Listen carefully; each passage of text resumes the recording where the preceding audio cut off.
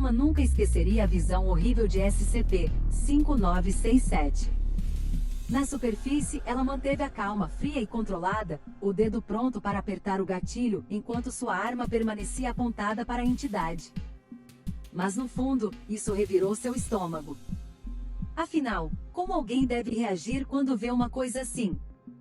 Uma bagunça de carne e olhos se erguendo acima deles, olhando de volta através de mais retinas do que qualquer criatura viva tem.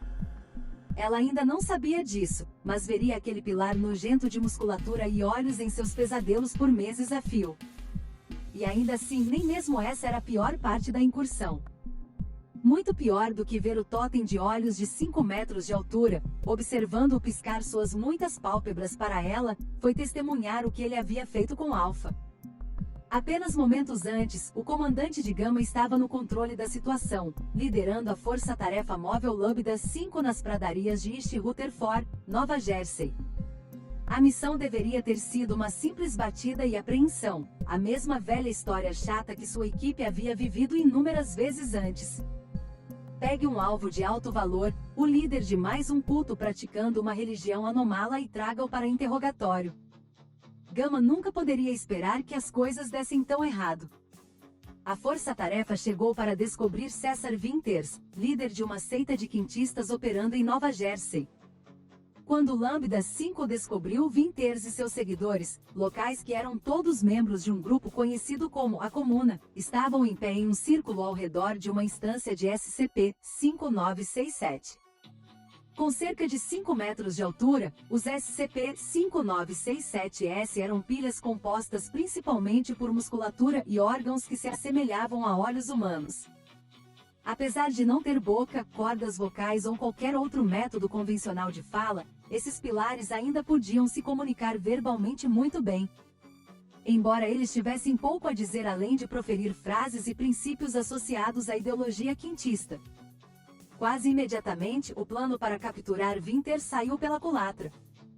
Era quase como se ele esperasse que a fundação chegasse. Como se ele soubesse que eles estavam vindo. Enquanto os membros do MTF Lambda 5 avançavam, mantendo Winters em sua mira, o líder do culto anômalo conseguiu fazer com que SCP-5967 olhasse para Alpha. O comandante do campo da equipe ordenou que Delta abrisse fogo, derrubando César Winters com um único tiro, mas apenas por um momento. Outro membro da comuna caiu e começou a convulsionar. Uma ferida se formou no pescoço da pessoa e dela emergiu o rosto de César Winters.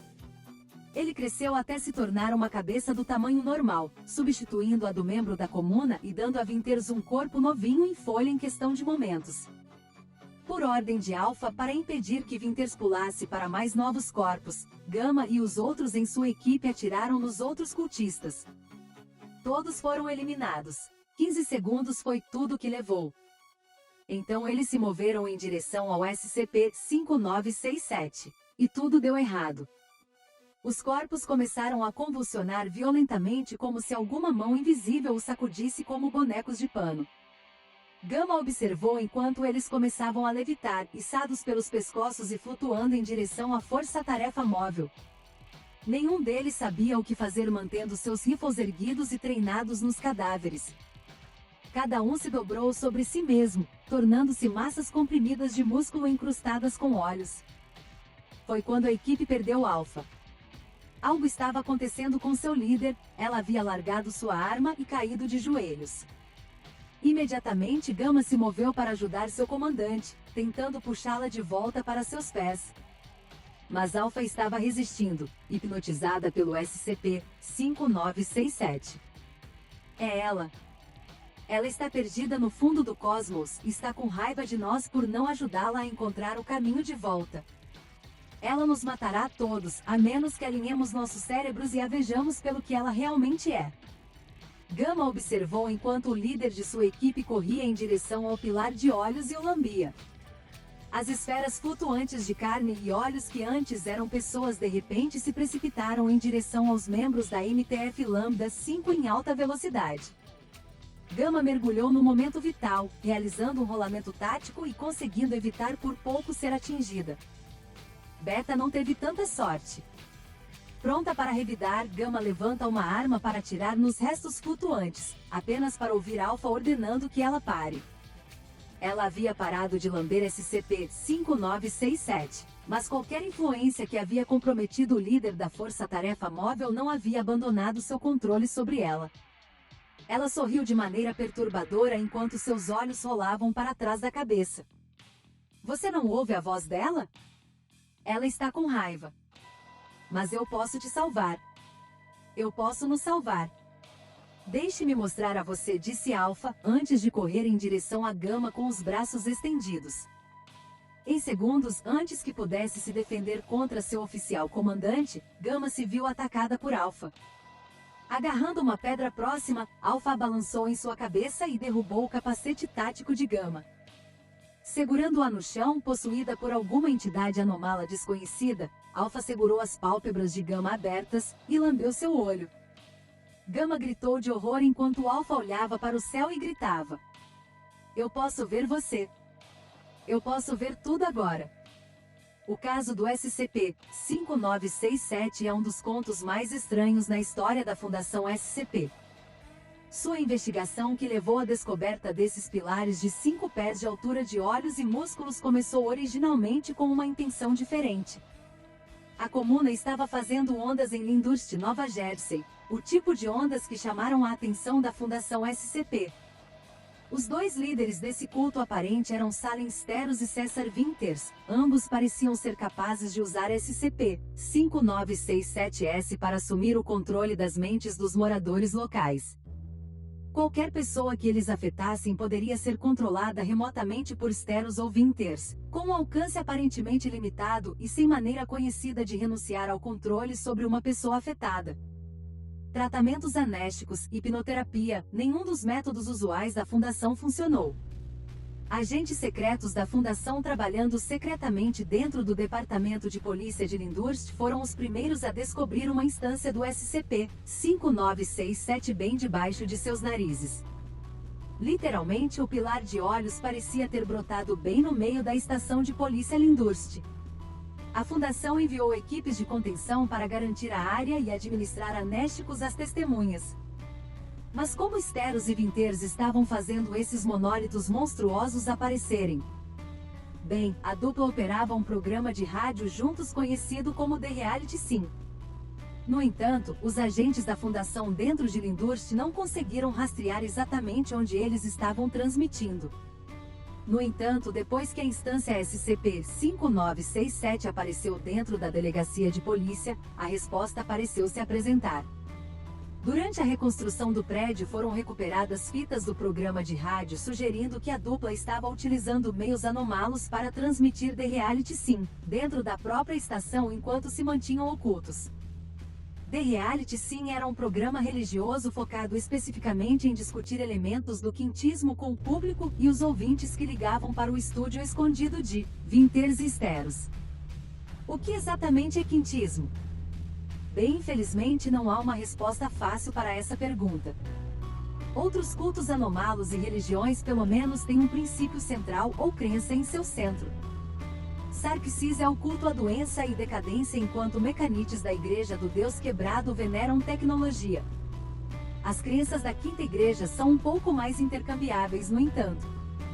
Eles realmente não têm nenhuma teologia ou práticas religiosas definidas. Quintismo é frequentemente apenas uma coleção de ideias e motivos recorrentes, o número 5, estrelas e a crença em um Deus cósmico externo, muitas vezes o malicioso. Na verdade, se há um princípio definidor do quintismo, é que há uma maneira anômala de pensar que realmente não pode ser entendida. Os praticantes do quintismo estão preocupados principalmente em transcender a realidade como a percebemos. Eles têm um grande interesse em entidades e anomalias que podem distorcer e moldar a realidade, a ponto de temerem tais seres. Muitos quintistas buscam não apenas espalhar sua influência para outros por qualquer meio necessário, incluindo lavagem cerebral, mas também esperam transcender a humanidade para um plano superior de realidade, a quinta dimensão. Lá, em teoria, uma pessoa deixaria de ser um ser humano e nem mesmo seria comparável a um deus ou a um poderoso manipulador da realidade. Em vez disso, eles se tornariam algo mais vago, um conceito, incapaz de ser totalmente definido ou de existir completamente na realidade. Os quintistas seguem esse objetivo, presumivelmente com a intenção de salvar a humanidade das anomalias que distorcem a realidade. E eles usarão todos os métodos de lavagem cerebral infecciosa à sua disposição para trazer o máximo de pessoas possíveis para o seu modo de pensar. Isso nos traz de volta a César Winters e ao programa de rádio de Salem Steros, o Reality Sim. Esse era o meio da comuna, sua seita particular de quintismo, de espalhar o que eles chamavam de verdade. Com base nas várias gravações fragmentadas de seu show que a Fundação SCP conseguiu recuperar, tanto Steros quanto Winters acreditavam em uma deusa de muitos braços, referida apenas como ela. Eles incentivaram seus ouvintes a orar para esta entidade e deixá-la saber que eles eram leais a ela. Durante uma de suas transmissões recuperadas, a dupla de apresentadores quintistas conseguiu até mesmo fazer uma ligação de trote para a própria Fundação SCP.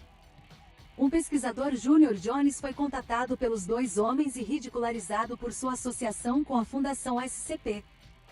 Mas, depois de algumas piadas à custa do pesquisador Junior Jones, Steros e Winters começaram a implantar insidiosamente ideias de quintismo na cabeça do pesquisador. Eles se referiram a isso como dando a Jones a verdade, algo que ambos pretendiam fazer para todos os seus ouvintes a fim de salvá-los. Quando perguntados sobre o que eles queriam dizer, Winters e Steros fizeram alusões vagas à verdade sendo um conhecimento infinito que só ela poderia conceder. Jones não tinha ideia de quem ela deveria ser. Nossa guia? Nossa criadora? Salem descreveu, antes de acrescentar, os pensamentos que deveriam estar infiltrando sua mente agora? Parecia que através dessa chamada, os dois apresentadores conseguiram incutir seus conceitos quintistas na mente do pesquisador Junior Jones. E eles não estavam prestes a parar por aí. Durante outra ligação em seu programa, ambos os apresentadores conversaram com uma residente de Wallington, Nova Jersey, chamada Wendy Rissefield, que já se autodenominava quintista. Steros e Winters guiaram Wendy por um ritual para aprender a verdade, que envolvia ela desenhar sigilos nas paredes e no chão de sua casa e acender velas. A linha telefônica captou ruídos molhados e estranhos vindo do outro lado, o estilhaçamento de madeira, e Wendy gritando por ajuda enquanto tentava fugir de sua casa, apenas para algo arrastá-la de volta para dentro. Eventualmente a fundação decidiu intervir e lidar diretamente com a situação em Nova Jersey. A operação de Steros e Winters estava ficando fora de controle. Mais e mais pessoas na área circundante estavam sendo lavadas cerebralmente para acreditar nos conceitos quintistas, e compelidas a completar rituais bizarros. Enviando uma equipe para prender os líderes do culto, o pessoal da fundação descobriu Salem Steros e vários outros membros da comuna. Eles se reuniram em uma instância do SCP-5967 que se manifestou em Wallington, o mesmo lugar de onde Wendy Rissefield era. Steros e seus seguidores quintistas foram descobertos de mãos dadas e de pé em um círculo ao redor do pilar anômalo de olhos, assim como se aproximando dele e, lambendo o SCP-5967. Os membros da comuna foram arredondados, e a maioria foi enviada para ser mantida em isolamento no Site 9. No entanto, Salem Steros foi levado para o Site 83 para ser interrogado. O pesquisador Júnior Umaradit conduziu uma entrevista sobre a natureza exata da deusa Ela que Steros e Winters frequentemente mencionavam, e os rituais anômalos em que a dupla estava envolvida. Salem foi menos que cooperativo, exigiu ser libertado no interesse de salvar pessoas espalhando a verdade com César. No entanto, ele revelou algumas informações-chave sobre ela. Segundo as alegações de Steros, ela era uma deusa ativamente interferindo na realidade e influenciando as ações humanas. Ele disse a Adit que se matasse o pesquisador Júnior ali mesmo, seria porque ela o quis. Algum tempo antes, tanto Salem quanto seu co-líder de culto César estiveram observando as estrelas nos pântanos, um campo remoto em East Rutherford. Foi quando eles supostamente ouviram a voz dela, e foram contados a verdade. Esta deusa manipuladora da realidade estava pretendendo retornar para casa, mas o caminho de volta estava quebrado. Então, segundo Steros, ela precisava da ajuda deles. Esse foi o motivo pelo qual ele e Winters começaram a criar instâncias do SCP-5967. Os pilares de olhos aparentemente atuavam como faróis, como um sinal de GPS permitindo que ela voltasse.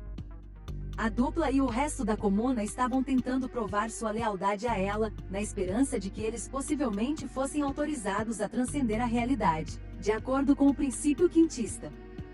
Salem Steros foi remetido à custódia da Fundação SCP, e mantido detido em uma suíte de contenção cercada por 3 âncoras de realidade de Scranton.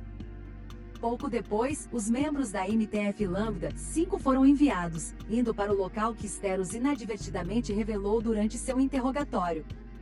A missão deles era prender César Winters, que permaneceu foragido após o líder do Lambda 5 ter sido comprometido. Eventualmente, Gama foi capaz de contatar a Fundação, que enviou uma equipe de contenção como reforço. Eles garantiram a sobrevivente operativa da MTF, juntamente com a líder de equipe infectada Alpha e a instância do SCP-5967 no local. Gama foi oferecida tratamento médico e apresentada com uma insígnia de leão de prata por seus esforços em campo, junto com 2 semanas de férias como recompensa.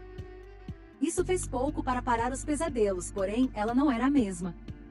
E nem Alpha. Após 2 longas semanas de exames psicológicos, e sem mais atividade hostil ou anômala, Alpha foi entrevistada pelo pesquisador Júnior Adid. Durante a discussão, Alpha, nome real Cassandra Sandy Dankowski, descreveu que ainda podia ouvir uma voz em sua cabeça, falando sobre a verdade, quintismo e olhos. O tratamento ainésico não estava ajudando. De repente, alguém dentro da fundação tocou um clipe da voz de Casiar Winters pelos alto-falantes da instalação, retirado de uma das transmissões de rádio dele e de Steros. Isso desencadeou uma reação instantânea de paranoia de Sandy, seguida por ela abrindo a boca e revelando algo crescendo dentro, outro olho. Algum tipo de sugestão pós-hipnótica ou outra forma de lavagem cerebral a afetou, e ela começou a exibir comportamento anômalo. Me diga, Adid, você é um quintista agora? Ela perguntou ao pesquisador Júnior. Você está pronto para ver a verdade? Adid saiu correndo da sala, fechando a porta atrás dele. Caminhando pela sala, Sandy começou a desenhar estranhos símbolos de origem desconhecida no chão e nas paredes, acendendo uma vela por meios anômalos. Houve então um clarão de luz, enquanto uma entidade de 4 patas aparecia e atacava Alpha. Os dois se fundiram, fazendo seu corpo mudar até ficar irreconhecível. Bem, como humano, de qualquer forma. Parada na sala de interrogatório onde Sandy tinha estado, estava uma massa contorcida de carne e músculo, com vários olhos olhando para fora dela. Ela se transformou em outra instância do SCP-5967. Todos eles eram pessoas. Steros e Winters fizeram faróis de pessoas vivas,